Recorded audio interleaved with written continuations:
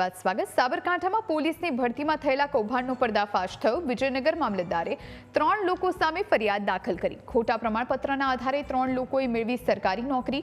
વસાઈ ગામના એક જ પરિવારના 3 સભ્યો વર્ષોથી નોકરી કરતા હતા।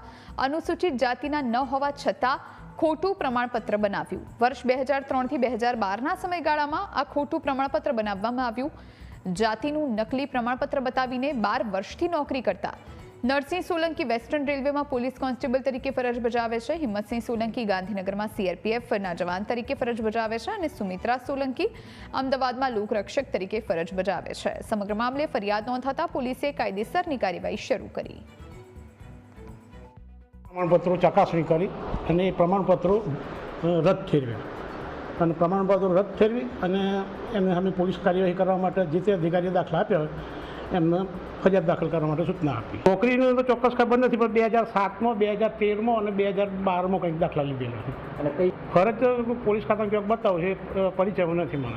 એમને છે ને એમના જે તે વખતના એલસીના બધામાં એમને હિન્દુ આદિવાસી ડુંગરી ઘરાસિયા લખાયેલું છે અને એના આધારે મળેલું છે। 15માં અને 2010માં 7માં નરસિંહ ગુલાબસિંહ અને કલ્યાણસિંહ ગુલાબસિંહ સોલંકી નામના વ્યક્તિઓએ વસઈ ગામના નીલવ ગામના રહેવાસી છે, તેઓએ આધાર પુરાવા એમના જે સંબંધિત આધાર પુરાવા રજૂ કરીને દાખલો મેળવ્યો હતો, પરંતુ આપણે જે વિજિલન્સ કમિશનમાં ગાંધીનગર ખાતે જે ચકાસણી થાય છે તેમાં તેઓ દ્વારા અલગ અલગ પુરાવા મંગાવ્યા તો એના આધારે એ દાખલો ગેરલાયક ઠરેલો છે અને રદ કર્યો છે।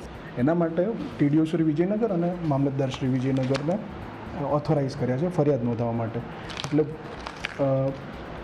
અનુસૂચિત જાતિ, જનજાતિ, આદિજાતિ અને પછાત વર્ગના જે ખરાઈ કરવાનો નિયમ 2018ના નિયમો છે એના અનુસંધાને ફરિયાદ નોંધાવવામાં આવી છે। અલગ અલગ સમયે 2003 થી 2012 સુધી વિજયનગર મામલતદાર કચેરી ખાતે ખોટા ડોક્યુમેન્ટ્સને ખોટું જે આધાર પુરાવા રજૂ કરીને ત્યાં મામલતદાર કચેરીથી એસટીના સર્ટિફિકેટ પ્રાપ્ત કરેલા છે ને એના આધારે સરકારી નોકરીમાં અપ્લાય કરીને સરકારી નોકરી મેળવેલ છે।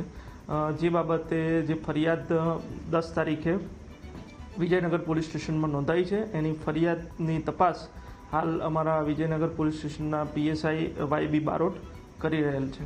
હાલ જે અહેવાલ અમને આપવામાં આવેલો છે મામલતદારશ્રી તરફથી એના આધારે અમે ડોક્યુમેન્ટ્સનું વેરિફિકેશન ને એ બધું કરી રહેલ છીએ।